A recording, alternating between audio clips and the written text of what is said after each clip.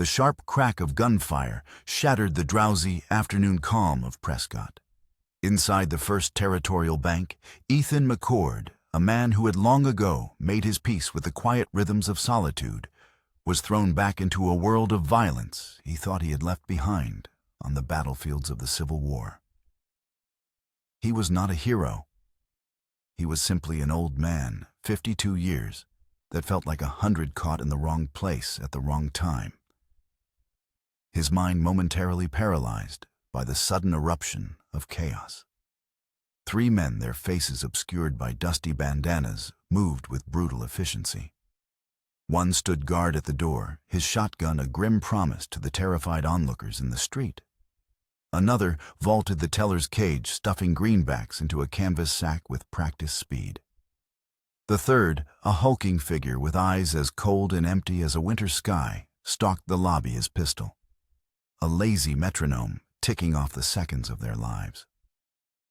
Ethan, leaning heavily on the polished counter, felt the familiar throb in the stump of his right leg. He had come to town for supplies, a rare journey from his isolated ranch, and had stopped at the bank to withdraw the meager funds that stood between him and utter destitution. Now he was just another frozen figure in a tableau of fear. The robber's cold eyes swept the room, lingering on the patrons huddled on the floor before finally settling on Ethan. He saw not a man, but an obstacle, an old relic of a bygone war. "You," the man growled, his voice a low rasp. "Empty your pockets. Everything." Ethan's movements were slow, deliberate. He reached into his coat, his gnarled fingers closing around the few coins he possessed. But his other hand instinctively went to his chest, covering the slight bulge beneath his shirt. It was a movement born of habit, a gesture of protection for the only thing of value he still owned. The robber's eyes narrowed, catching the small protective motion. He crossed the floor in 3 long strides, the scent of stale whiskey and unwashed sweat preceding him. "Something to hide, old man," he sneered, shoving the pistol's cold barrel against Ethan's temple. "Nothing." Ethan set his voice flat, devoid of the fear that was a cold knot in his stomach. "Just memories." The robber grunted, his free hand ripping open Ethan's shirt. Buttons scattered across the floor like discarded teeth. There, resting against the pale, scarred skin of his chest, was a small silver locket tarnished with age and sweat. It hung from a delicate chain, a fragile counterpoint to the rugged landscape of the man who wore it. With a cruel tug, the robber ripped it from Ethan's neck. The chain snapped, stinging his skin. "No," Ethan whispered the word, a plea, a sound of such profound loss that it momentarily cut through the room's terrified silence. For the first time, a flicker of emotion crossed his stoic face, a raw, desperate agony. The robber held the locket up, examining it with disinterest. He pried it open with a dirty thumb. Inside 2 miniature portraits, their colors faded by time, stared out from behind protective glass.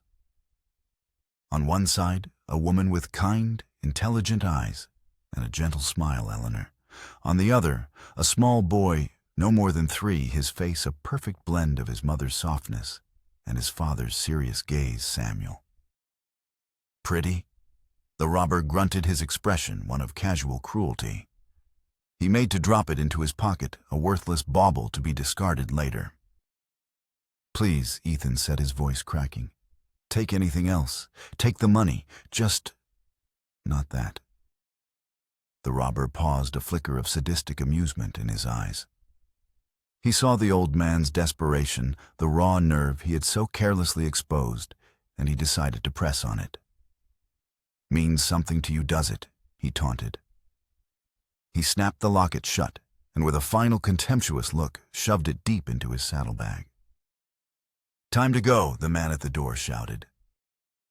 The chaos ended as quickly as it began. The robbers backed out of the bank, their guns still trained on the frozen patrons, and disappeared into the dusty street. The sound of galloping horses faded into the distance. leaving behind a silence broken only by the ragged sobs of a young woman and the ticking of the grand clock on the wall, indifferent to the wreckage of human lives. Ethan stood motionless, his hand clutching the empty space on his chest, where the locket had rested for 20 years. The physical sting of the broken chain was nothing compared to the hollow, gaping wound that had just been torn open inside him. That locket was not just silver and glass.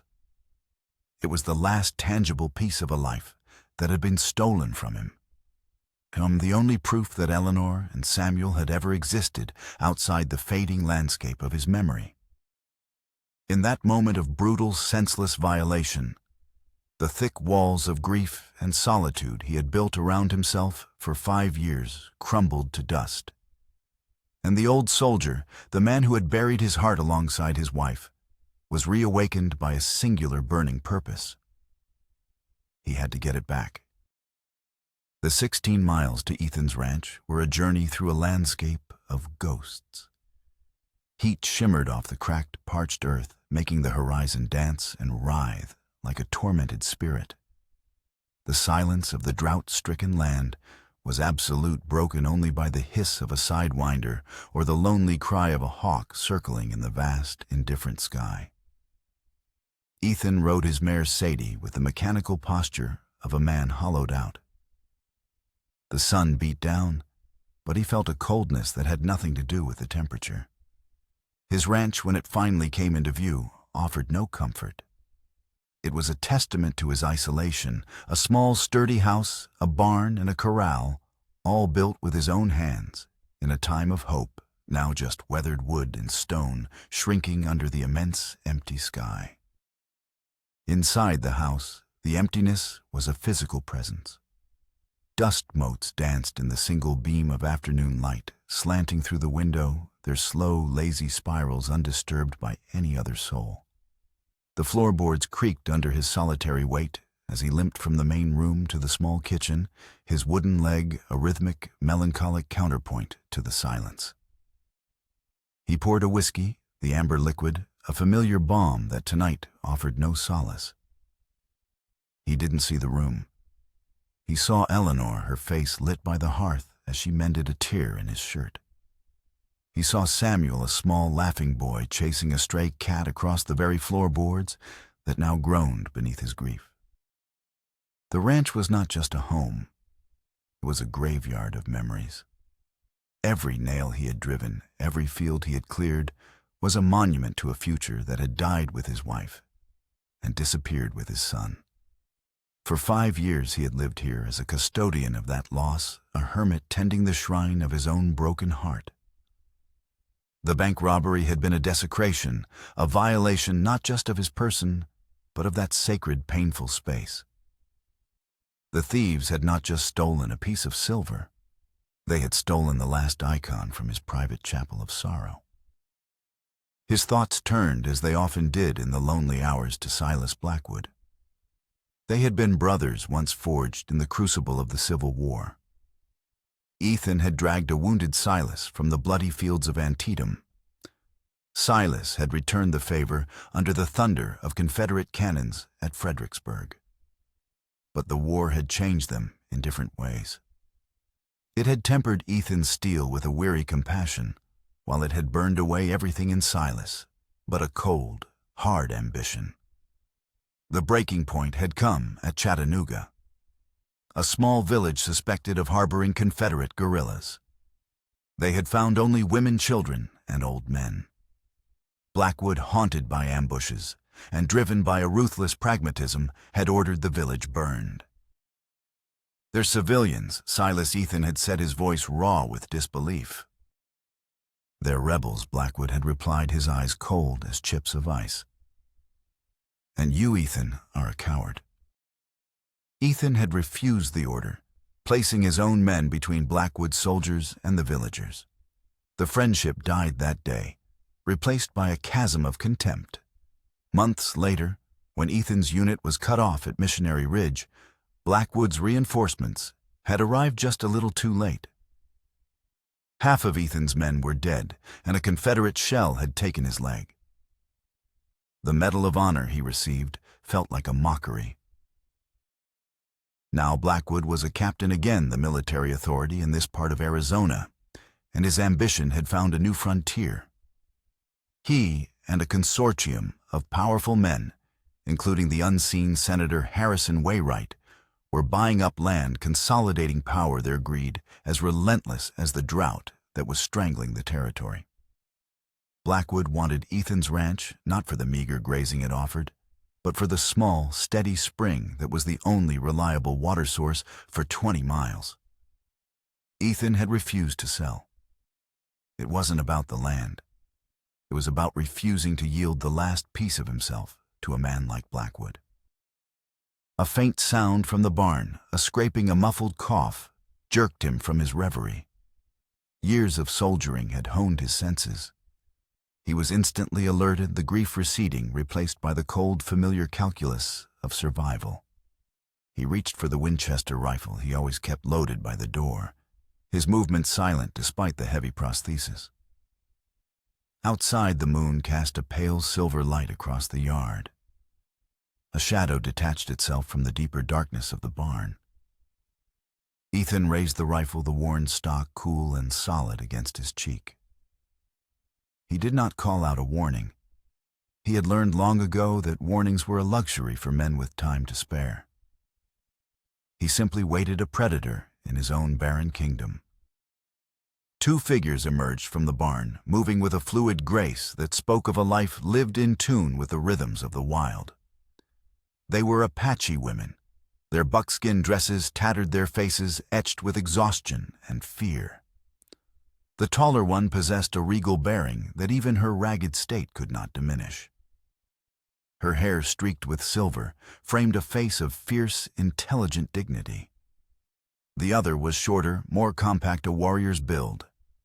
A jagged scar ran from her forehead down across a missing right eye, a brutal map of past violence. Her single eye surveyed the yard with a hard, calculating intensity. Ethan kept the rifle steady. He knew who they were. The talk in town had been of little else. Two Apache women wanted for the murder of Captain Blackwood's son James. $1,000 bounty on each of their heads. They had walked into the lion's den. The taller woman saw him, her hand going to the knife at her belt, before she froze, realizing she was already caught in the rifle's sights. She raised her hand slowly, a gesture of surrender that seemed at odds with the defiant pride in her eyes. "We seek only water and one night's shelter," she said, her English precise and formal. "We will be gone by morning." "You're the ones Blackwood's hunting?" Ethan stated, his tone flat. It was not a question. "I am Tazai," the tall woman said. "This is Kiana." Kiana said nothing. Her single eye remained fixed on Ethan, weighing him, judging him. From a pouch at her waist, she produced 3 gold coins, tossing them into the dust between them. For the water, she said, her voice a low rasp. "And your silence." "I don't want your money," Ethan said, his gaze unwavering. "I want to know why Captain Blackwood wants you dead so badly he'd offer a bounty that could buy half this county." Tazai and Kiana exchanged a look. "We killed his son," Tazai said simply, as if stating a fact of the weather. "He tried to rape her," Kiana added, her voice laced with venom, "after she refused to stay silent about his father stealing government funds meant for our people." The words hung in the still night air. Corruption. Violence. The same old ugly story he had been trying to outrun his entire life. He should have ordered them off his land. He should have ridden for the nearest patrol. It was the safe choice, the logical choice for a man who wanted only to be left alone. But as he looked at Tazai's proud, defiant face, he saw a flicker of Eleanor's unwavering resolve. And in Kiana's scarred visage, he saw the reflection of every soldier who had ever been brutalized by a war they didn't start. Before he could speak, Kiana's head snapped up, her body tensing. "Dust," she said, the single word, a sharp command. "Riders." Ethan followed her gaze to the east, where a faint plume rose against the moonlit horizon. A dozen riders at least, moving fast. Blackwood, he muttered. He had a choice to make, and he had less than 20 minutes to make it. His isolation or his conscience, the past or the future. "I know who you are, Captain McCord Tazai," said her voice low and urgent, as if sensing his internal battle. The man who held the line when all seemed lost. We gambled that some of that man still lived. He looked from the approaching dust cloud to the two desperate women before him, and then to the silent, empty house that held the ghosts of his own lost family. He thought of the stolen locket, a small personal injustice that was part of the same great grinding machine of cruelty that had brought these women to his door. His life of quiet retreat was over. The war had found him again. "There's a cellar," he said, his voice gruff, "under the kitchen floor. Get inside, and stay quiet no matter what you hear." The tension in the small ranch house was thick enough to taste. Beneath the worn floorboards of the kitchen, Tazai and Kiana huddled in the cool, musty darkness of the cellar, their fate resting in the hands of a broken stranger. Above Ethan sat at his kitchen table, a half-empty glass of whiskey in his hand, the Winchester leaning against the wall within easy reach. He had just enough time to slide the heavy table back over the trap door before the sound of hoofbeats filled the yard. He took a long swallow of whiskey, the familiar burn doing little to steady the tremor in his hand, and stepped onto his porch to face the man who had once been his brother. Captain Silas Blackwood dismounted with a fluid, arrogant grace, his uniform immaculate despite the trail dust. 15 cavalry troopers fanned out behind him, their faces grim, their hands resting on their carbines. Blackwood's eyes cold and assessing swept over the ranch, lingering on the barn, before finally settling on Ethan. McCord Blackwood said, his voice a smooth baritone that failed to conceal the steel beneath. "A long way from your self-imposed exile. My property starts at the fence line." Silas Ethan replied, his voice sparse and clipped. "State your business or be on your way." A tight, humorless smile touched Blackwood's lips, always so direct. "We're tracking fugitives, murderers, 2 Apache women. My scouts tracked them to this area." He gestured with a gloved hand toward the house. "I'll need to search your property." "You have a warrant." "Military jurisdiction." Blackwood countered, his tone hardening. "I don't need one when pursuing hostiles." "This is private land," Ethan said, his voice carrying the weight of unspoken history. "Owned by a citizen, a veteran. My service should afford me some courtesy." The mention of their shared past hung between them.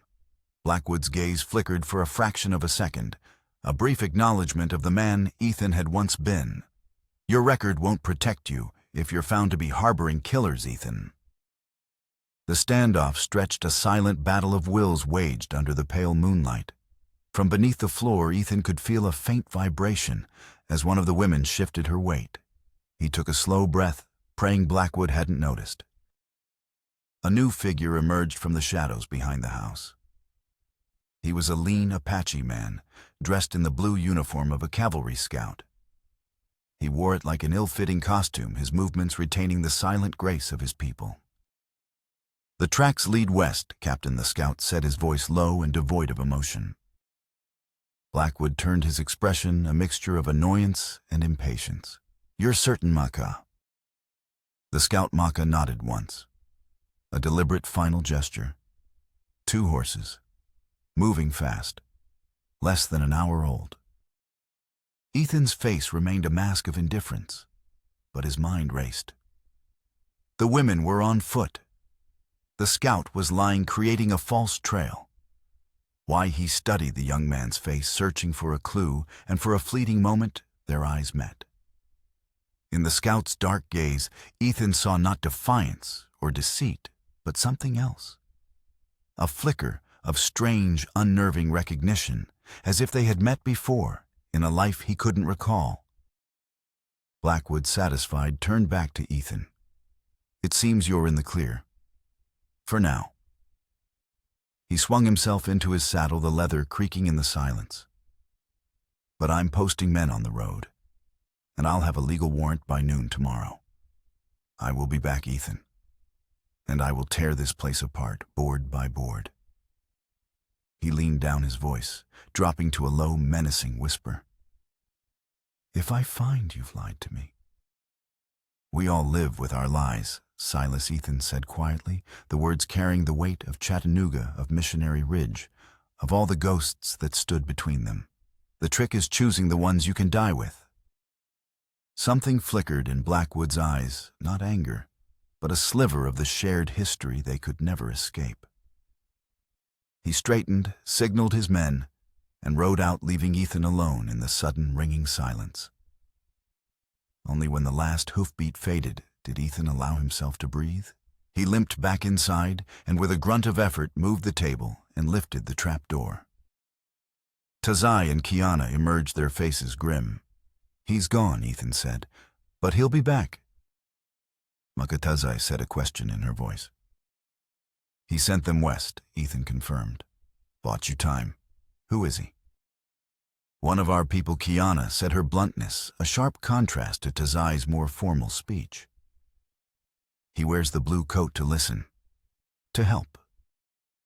"He bought you until noon tomorrow," Ethan said, pulling out the small leather-bound ledger Tazai had given him in the barn. He opened it, his eyes scanning the neat columns of figure supplies, ordered supplies delivered, and the vast, damning discrepancy between the two initialed SB and HW. Senator Harrison Wainwright, Tazai explained, watching his face. "Blackwood's partner in Washington. They are not just stealing from us, Captain. They are orchestrating a plan to have our people relocated to the southern Badlands. Land with no water, no game. It is not relocation. It is extermination. And the lands we leave behind, they will be sold to the railroad, in which Senator Wainwright holds a controlling interest." The pieces clicked into place. This wasn't just about revenge for a murdered son. It was about greed on a monumental scale, a conspiracy that reached the highest levels of power. He looked from the damning figures in the ledger to the two desperate women before him. He had sought refuge from the world's ugliness, but it had followed him, pounded on his door, and was now hiding in his cellar. "We must get this to Phoenix," Tazai said. "To a newspaperman, Walter Hemsley. He has agreed to publish the truth." "The roads are watched," Ethan said, his mind already working, the old instincts of a military strategist taking over. "But there's another way. An old Apache trail through Red Canyon. It's treacherous, but they won't be looking for you there." Hope, the first genuine emotion he had seen on her, flickered in Tazai's eyes. "You would help us?" He didn't answer immediately. He looked around the small empty house at the chair where Eleanor used to sit, at the spot on the floor where Samuel had taken his first steps. This place was a tomb. Helping these women, seeing this through. It wasn't about them anymore. It was about the man he had been, the man Eleanor had believed him to be. It was about choosing a lie he could die with. "Get some rest," he said, his voice gruff to hide the sudden, unfamiliar stirring in his chest. "We leave at first light." The journey was a brutal pilgrimage through a land that had forgotten mercy. They rode east, away from the false trail Maka had laid, climbing into the jagged, sun-scorched mountains that stood like broken teeth against the sky. Ethan led them along the old Apache trail, a path so faint it was more memory than reality. A ghost of a road winding through treacherous ravines and across knife-edge ridges. The desert was not merely harsh. It was a living, breathing predator. Heat shimmered in waves, distorting the world into a fever dream. The silence was a physical weight, pressing in on them, broken only by the scuttling of a lizard or the dry rattle of the wind through skeletal mesquite.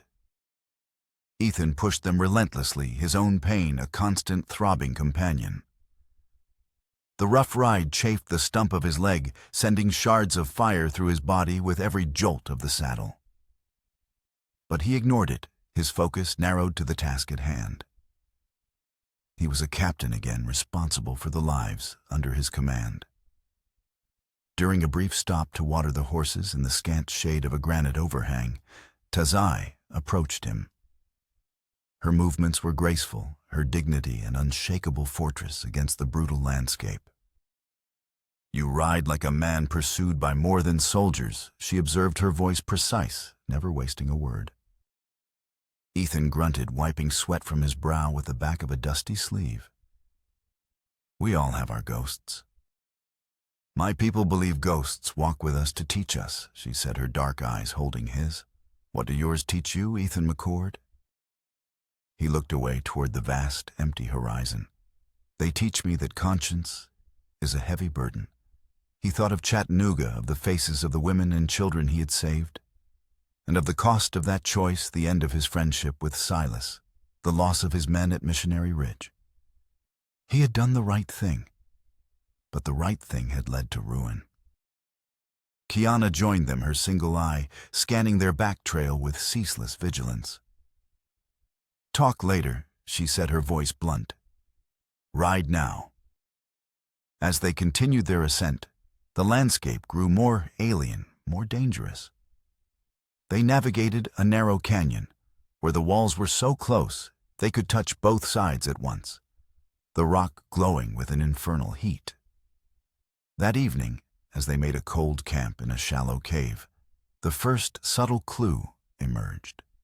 As Ethan tended to a cut on Sadie's leg, he found himself humming a tune without thinking, a half-remembered lullaby Eleanor used to sing to Samuel.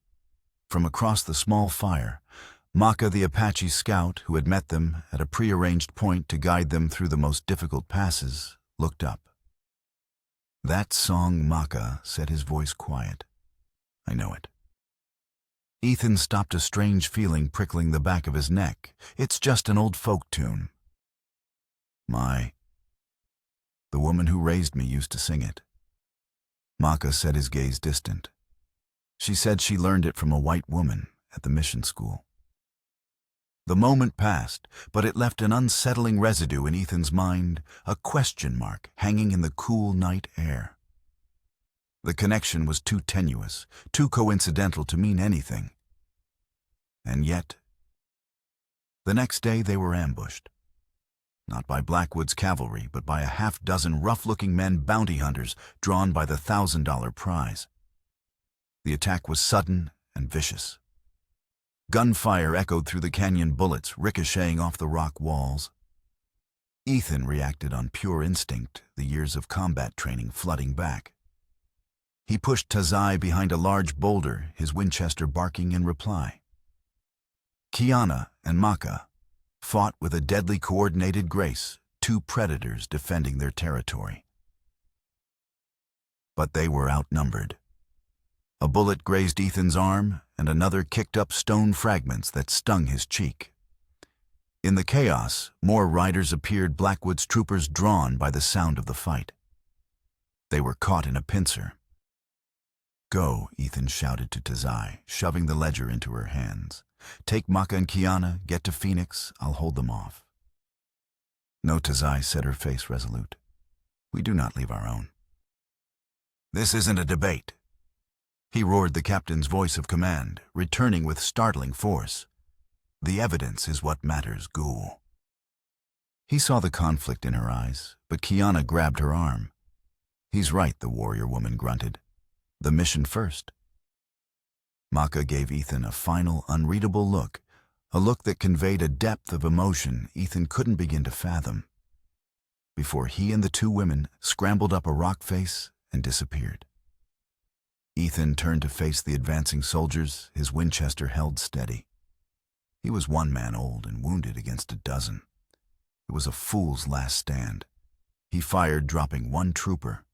He fired again, forcing another to take cover. But he knew it was hopeless. A rifle butt slammed into the side of his head, and the world dissolved into a dizzying explosion of pain and darkness. He awoke to the rhythmic swaying of a horse and the agonizing throb in his head. His hands were bound to the saddle horn. He was a prisoner. They rode for what felt like hours, finally stopping at a desolate, windswept butte. Blackwood was there waiting for him. He ordered his men to a respectful distance, leaving him alone with his captive. "Well," Ethan Blackwood began, his voice laced with a cruel, educated wit. "It seems your heroic tendencies have once again led you to ruin. A pity." Ethan spat a mouthful of blood and dust onto the ground. "Go to hell, Silas." Blackwood chuckled, a dry, mirthless sound. "Oh, I've been there. I've been there ever since Chattanooga." He walked closer, his face a mask of controlled fury. "You and your damnable conscience. You always thought you held the moral high ground, didn't you?" "I held the ground that didn't involve murdering civilians," Ethan shot back. Blackwood's control finally snapped. He grabbed Ethan by the shirt, his face inches away, his eyes burning with a grief so profound it was terrifying. "Civilians," he hissed. "Those civilians you so gallantly protected were harboring the same guerrilla filth that 2 weeks later raided a supply convoy outside of town. A convoy that was carrying medicine. A convoy that was carrying my wife and daughter, who were coming to join me at the front." The words hit Ethan with the force of a physical blow. He stared at Blackwood, speechless. "They didn't just kill them," Ethan Blackwood continued, his voice dropping to a choked whisper. "They were animals. What they did to my little Sarah. She was only 7. He released Ethan, turning away to compose himself. The wind whipped at his coat, making him seem a frail, lonely figure against the vast, empty landscape. "I didn't know, Silas," Ethan managed to say, his voice hollow. "Of course you didn't know." Blackwood spun back around, his composure restored, replaced by an icy calm that was far more chilling than his rage. "You were too busy polishing your halo. If you had just followed my order, if we had burned that village to the ground, those guerrillas would have had no sanctuary. My family would be alive." He smiled, a terrible, broken thing. "So I decided on a different kind of justice. Not the kind you find in courts, but the kind the old book talks about. An eye for an eye, a family for a family." A cold dread, colder than the desert night, began to creep up Ethan's spine. "What did you do?" "I took your future," Ethan Blackwood said, his voice flat and final. "Just like you took mine. The Apache raid on your ranch, my men. I ordered them to take the boy. I gave you the same gift of loss you gave me." The world tilted on its axis. Samuel, his son, not killed in a random act of savagery, but stolen in a calculated act of vengeance. The grief he had carried for 5 years was not a clean wound, but a poisoned one, inflicted by the man standing before him.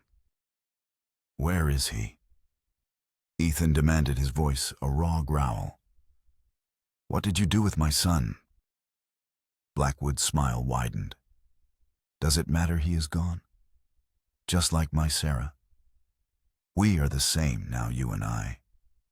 2 old soldiers haunted by the ghosts of the children we failed to protect." He turned and walked back to his horse. His point made his revenge complete. The conflict was no longer about water rights or corruption. It was about 2 broken fathers locked in a tragic orbit of grief and vengeance, a war that had never truly ended.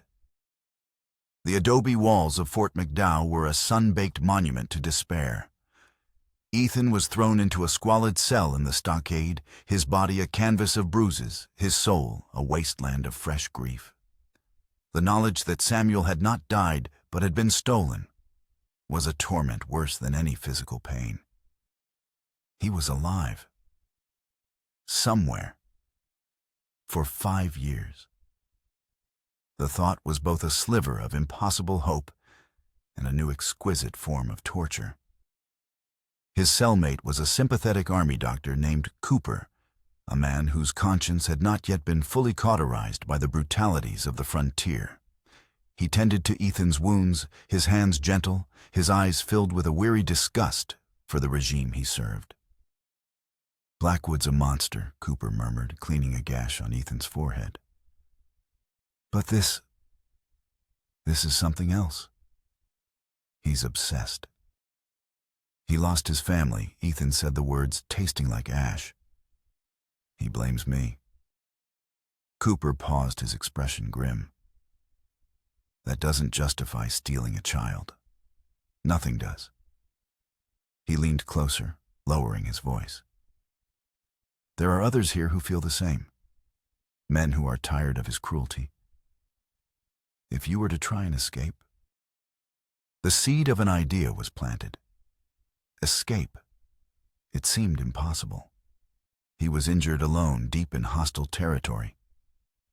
But the image of Samuel's face, the memory of his son's laughter, burned away the impossibility. He had to try. With Cooper's covert help, a plan was hatched. A sympathetic sergeant, a faked illness, a distraction during the changing of the guard. It was a desperate, flimsy scheme, but it was all he had. The escape was a blur of shadows and adrenaline. Under the cover of a moonless night, Ethan slipped out of the fort, aided by men who risked their own lives for a cause they barely understood, motivated only by a shared hatred of Blackwood's tyranny. Outside the walls, in the whispering darkness of the desert, he met not a lone horse, but a small group of men. Mexican ranchers, their faces grim, their rifles held with quiet familiarity. Their leader, a weathered man with shrewd, intelligent eyes, introduced himself as Diego Ramirez.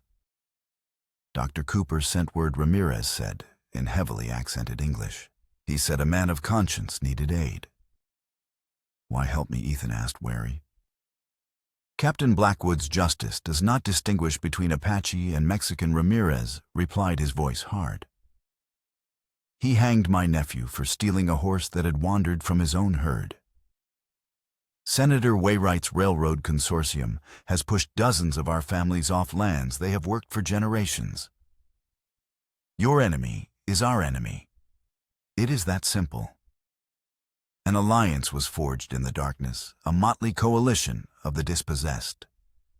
They traveled through the night, Ramirez and his men, guiding Ethan through a network of hidden trails and sympathetic ranchos. They shared their meager food, tended to his injuries, and spoke of their own grievances. Ethan listened, and for the first time in years, he felt a sense of connection, of shared purpose. He was no longer a solitary man nursing his private grief. He was part of a larger struggle. They were all ghosts, haunted by the injustices of a land being torn apart by greed.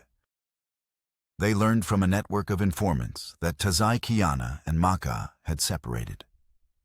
Kiana and Maka had escaped with the ledger, but Tazai had been captured. She was being held at Senator Wayright's private ranch near Phoenix, a veritable fortress, where the senator himself was due to arrive to personally oversee her interrogation. They were riding into the heart of the beast. Their destination was no longer just Phoenix.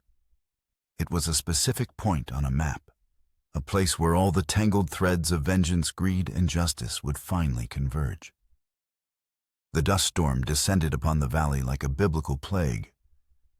One moment, the sky was a clear, star-dusted canvas. The next, a roiling wall of brown fury swallowed the moon, and stars plunging the world into a howling, suffocating chaos.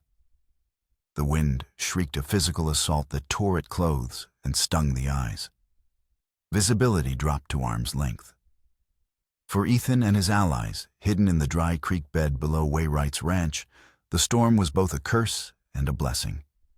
It would sow confusion, but it would also make their coordinated assault nearly impossible. "We go now," Ethan shouted over the roar of the wind, his voice nearly lost in the gale. "The storm is our only cover." The raid on the ranch became a nightmare of disorientation. It was a three-way battle fought in a swirling vortex of sand and fury. The alliance of Mexican ranchers and Apache warriors led by a phantom like Kiana engaged Wayright's guards. But moments later, Blackwood's returning cavalry, having realized the deception of the Mexico Trail, slammed into their flank. Friend and foe became indistinguishable shapes in the maelstrom. Gunshots were muffled cracks in the wind muzzle flashes, brief, ghostly blossoms of light. Men fought and died based on instinct, and the sound of a voice a desperate struggle in a world reduced to noise and shadow. Ethan Ramirez and Maca fought their way toward the main house, their objective, unchanged, rescue Tazai. They found Wayright in his study, a terrified, blustering man, whose power had evaporated in the face of true violence. Before they could take him, Blackwood burst in his face a demonic mask of dust and rage. In the chaotic heart of the storm, he saw only one thing clearly: the need to silence every witness. He shot Senator Wayright without a moment's hesitation, the politician's surprised gasp lost in a sudden howl of wind. The final confrontation took place in the ranch yard, a maelstrom within the maelstrom. Ethan faced Blackwood, two battered figures illuminated by the flickering lanterns of the porch. "It ends here," Ethan Blackwood screamed over the gale, his articulate speech stripped away, leaving only raw hatred. "Where is my son, Silas?" Ethan demanded, his Winchester steady despite the wind tearing at him. "Tell me where he is." A look of genuine confusion crossed Blackwood's face.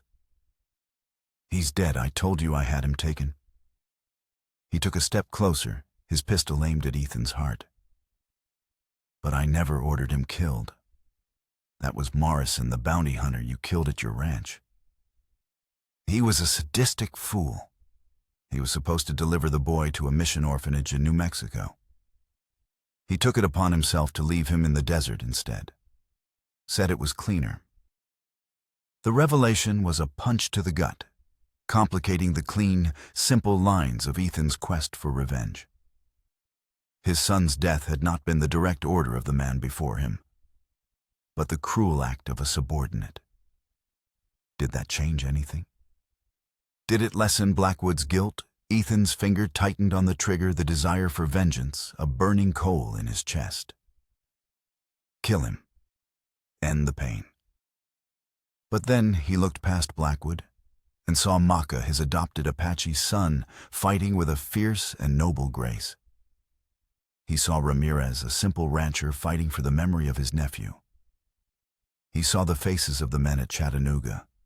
His conscience, the burden he had carried for so long, spoke to him one last time. Justice, not vengeance. He lowered the rifle's aim from Blackwood's heart to his leg and fired. The shot was true. Blackwood crumpled to the ground, howling in pain and rage. It was over. Ethan had made his choice. As the wind began to die down, a figure approached him through the swirling dust. It was Maca. The young scout looked from the wounded, captured Blackwood to Ethan, his expression unreadable. "It is done," Ethan said, his voice weary. Maca knelt not beside Blackwood, but beside Ethan. He reached into a pouch at his belt and pulled out something small and dark. He pressed it into Ethan's hand. It was a small, intricately carved wooden bird. "She gave this to me," Maca said, his voice thick with emotion. "Before she died. The woman who raised me.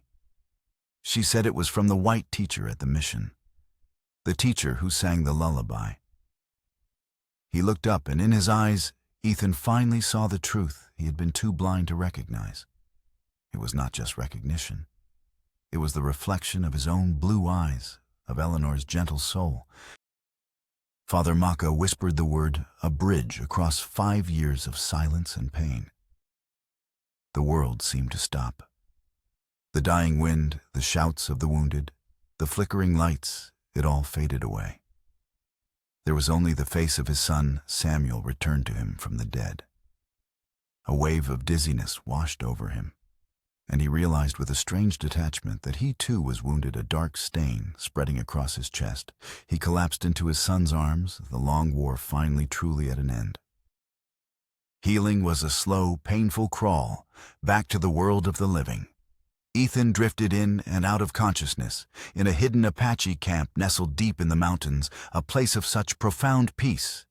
It felt like another world. Tazai, her leader's authority softened by a healer's gentle touch, tended to his wound, her knowledge of desert herbs and ancient remedies, doing what a surgeon's scalpel could not. He learned later that the bullet had missed his heart by less than an inch. During the lucid moments, his son was there. Samuel, or Maka, as he now thought of him for the boy he had lost, was gone, replaced by this strong, quiet young man who moved with the grace of the people who had saved him. Their reunion was not a single explosive moment, but a series of quiet conversations, fragmented stories pieced together under the vast, star-filled Arizona sky. Maka spoke of his rescue by an Apache hunting party, of his adoption into Tazai's clan, of the love and acceptance he had found among a people the world had taught him to fear. He spoke of his conflicted identity, a boy with a white man's face and an Apache's heart. Ethan, in turn, spoke of Eleanor, of the ranch, of the 5 hollow years of grief and guilt. He spoke of the locket and of the rage that had driven him back into the world. They talked for hours, for days, their words building a fragile bridge across the chasm of their stolen years. It was a painful, cathartic process, an excavation of shared sorrow that slowly, carefully began to lay the foundation for a new beginning. News from the world outside trickled in. Ortega had published the ledger. The story, corroborated by Blackwood's forced testimony, had exploded across the territory and beyond. The conspiracy was shattered. Blackwood was imprisoned awaiting a trial that was a mere formality. The corrupt Indian agents at the San Carlos reservation had been removed, and federal investigators were crawling over every aspect of Senator Wainwright's crooked empire. Justice, slow and imperfect, was grinding its way forward. Weeks later, when Ethan was strong enough to ride, he and Maka made a final journey. They rode back to the valley where their old life had ended, to the charred ruins of the ranch. The house was gone, burned to the ground by Blackwood's men in the aftermath of their flight. All that remained were the stone foundations, a skeletal outline of a forgotten dream, and the 2 simple wooden crosses that marked the graves of Eleanor and the life they had lost together. They stood before the graves in silence, the afternoon sun casting long shadows across the valley. Ethan reached into his pocket and pulled out the silver locket which Kiana had recovered from the robber's body after the bank heist. He had carried it with him through everything, the talisman that had started his journey. Its silver surface was now dented and scratched, a testament to the violence it had witnessed. He opened it, looking one last time at the faded images of his wife and the infant son he barely remembered. He did not put it back in his pocket. Instead, he turned to Maka and pressed it into his hand. "She was your mother," Ethan said, his voice thick. "You should have her memory." Maka took the locket, his fingers closing around it as if it were the most precious thing in the world. He looked from the portrait to his father, his eyes shining with unshed tears. Then Ethan did something he had not thought possible. He reached inside his own coat and unpinned the Medal of Honor, the heavy bronze star that had been both a source of pride and a symbol of his deepest regrets. For years it had represented his life as a soldier, a life defined by duty, violence, and loss. It was the last piece of that old world of Captain Ethan McCord. He knelt stiffly by Eleanor's grave, the new wooden prosthesis awkward on the uneven ground. With his bare hands, he dug a small hole in the dry earth at the foot of the cross. He looked at the medal one last time, then placed it in the ground and covered it with dirt, burying the soldier so the father could live. He rose his shoulders, feeling lighter than they had in 20 years. He had laid his ghosts to rest. He was no longer a man caught between worlds, but a man ready to build a new one, a bridge between the past and the future, with the son who was the living embodiment of both. Together, father and son turned their backs on the ruins and rode east toward the rising sun and a future that was for the first time their own to write.